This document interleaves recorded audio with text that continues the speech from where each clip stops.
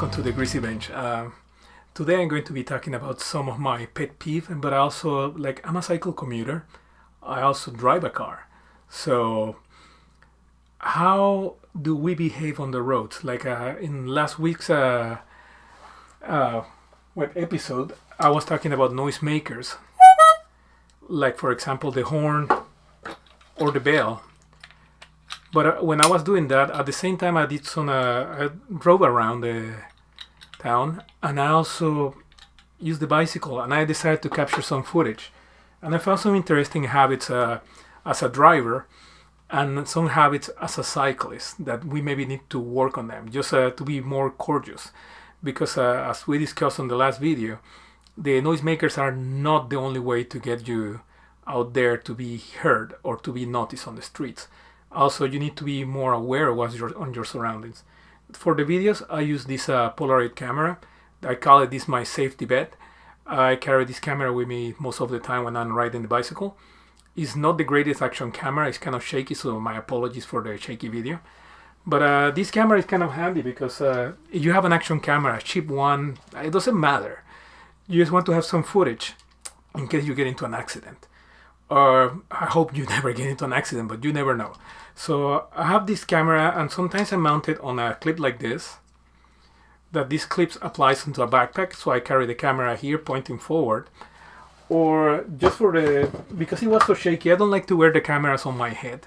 But the camera was so shaky that I decided just to install it on my helmet. I put the helmet support on for the camera. I find it heavy, but maybe you have a different experience.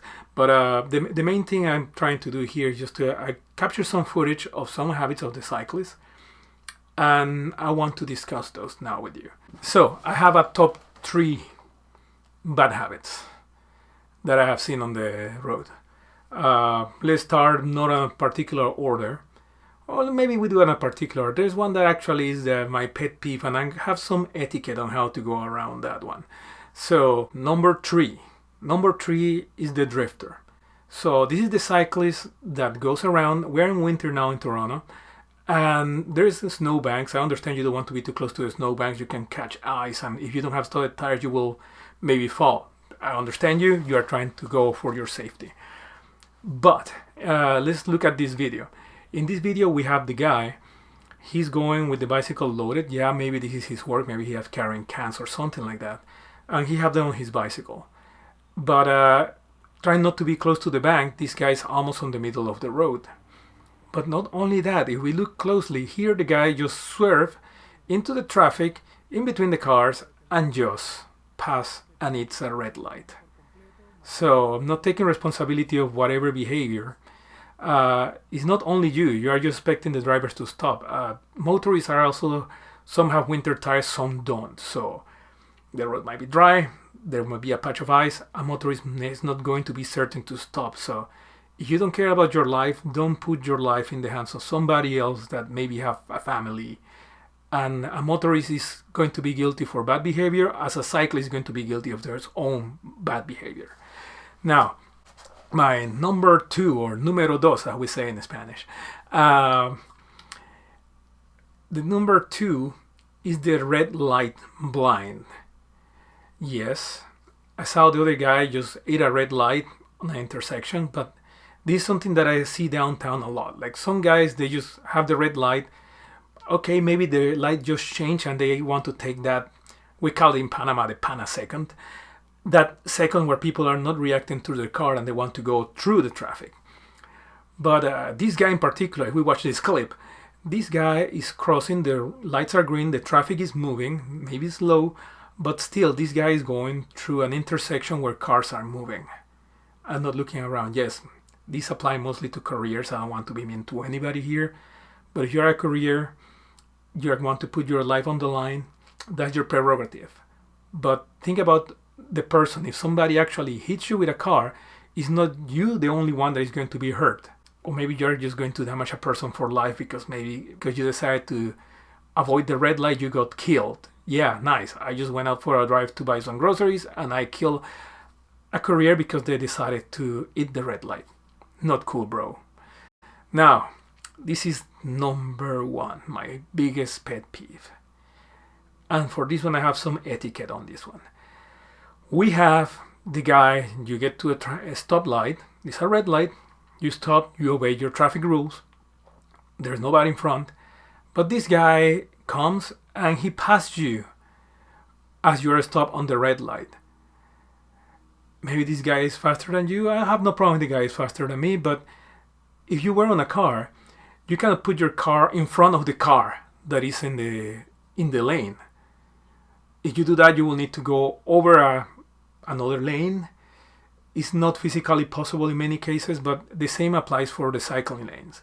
The cycling lanes are supposed to be for one bicycle, and that's why you have the extra width. It's about 1.5 meters wide, so that's enough gap for a bicycle to move around that bicycle lane.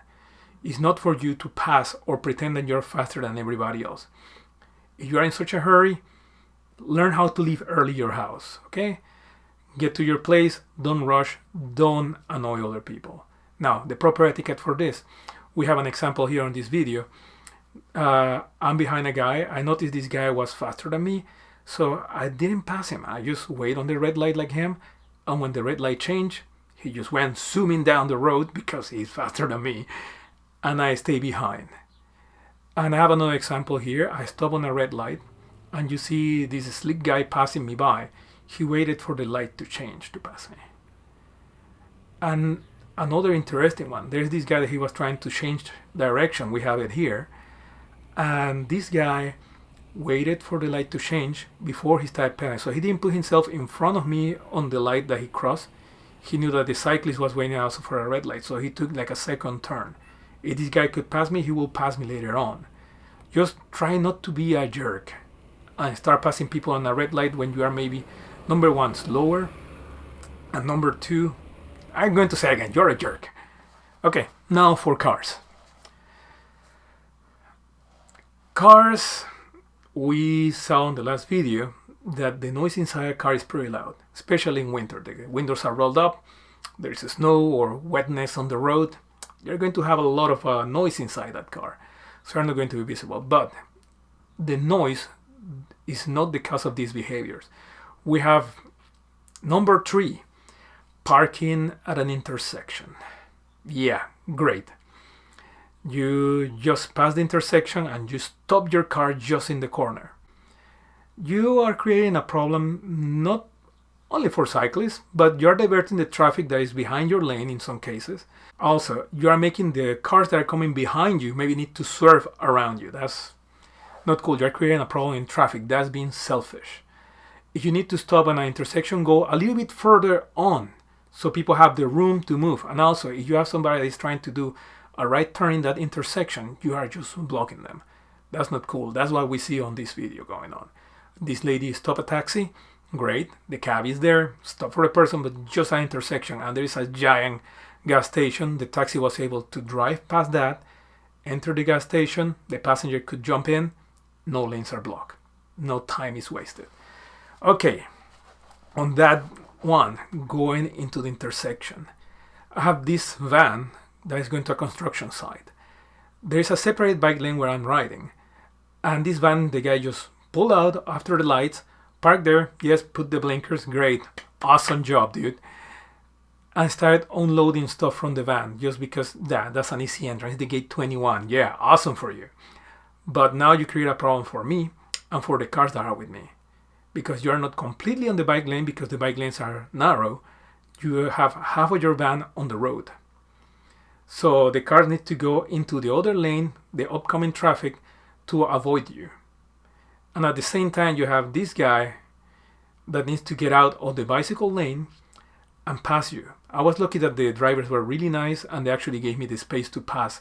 But I was unable to get back into the bike lane because the snow was just pushed out of the bike lane. So I have this snowbank, so I will need to dismount, stop the traffic behind me to jump into the bike lane. So please, if it's a separated bike lane and you can walk, because this guy was able to walk, don't be lazy. Park somewhere else and walk the stuff to the place that you work.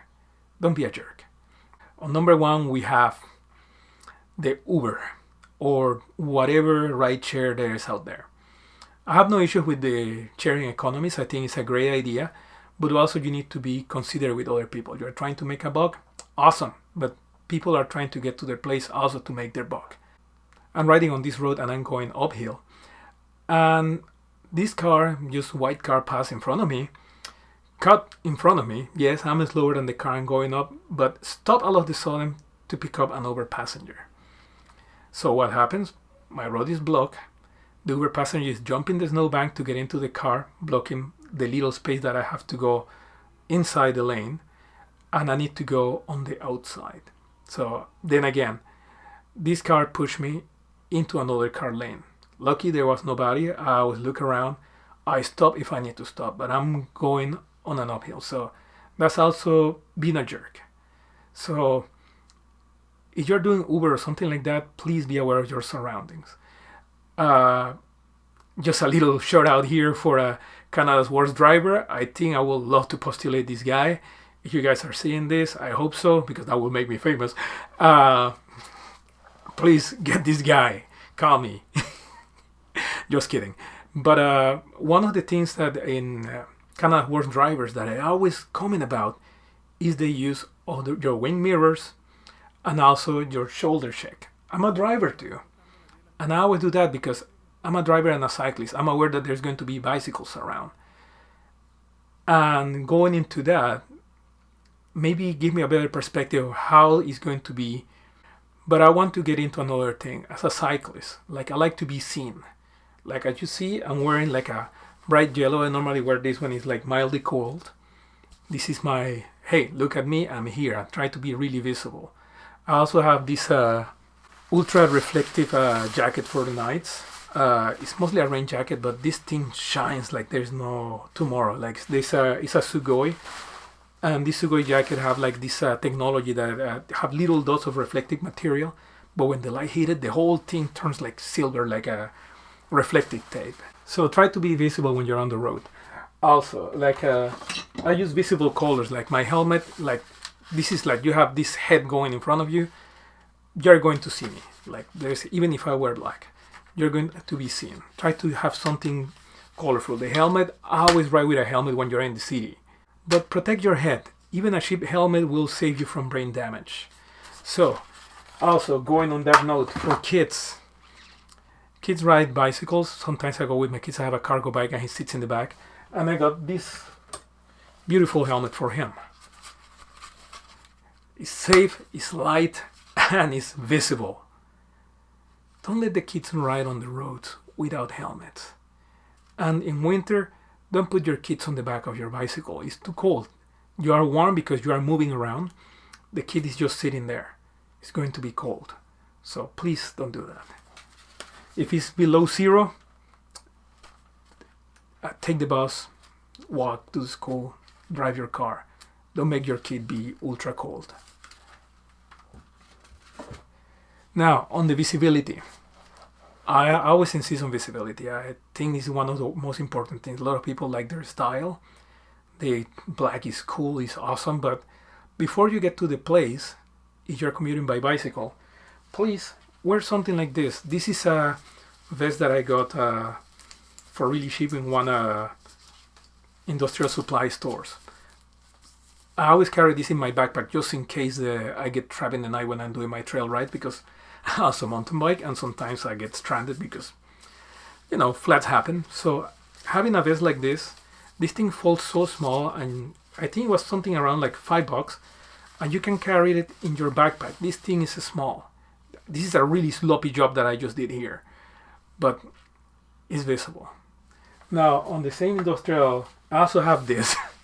This is a little bit of an overkill, I know, but if I ride at night, actually I can put my winter jacket underneath this and hell, I'm visible. So if it's really cold and you want to be visible, get a giant one of these things. This thing is like 2 sizes bigger than me, but it goes nicely over a winter jacket. So it's a good way to be visible too. In the summer, yes, you can see a theme here. I like yellow. In the summer, I wear a shirt similar to this. This one is fading. It's not as bright anymore, but it's rather visible. Or I just use bright colors when I'm riding the bicycle. These are just regular cotton shirts. I use them in the summer. That makes me visible in the road. then you get to your workplace, you want to look nice, have a change of clothes there. Just try to be visible on the road. Try to be safe. Okay? Thank you for watching the Greasy Bench, and I hope this video is some help for you. And if you have any of these 3 cyclist bad habits or any of these 3 driving bad habits, please avoid them and be safe for yourself and be safe for other people. Thank you for watching.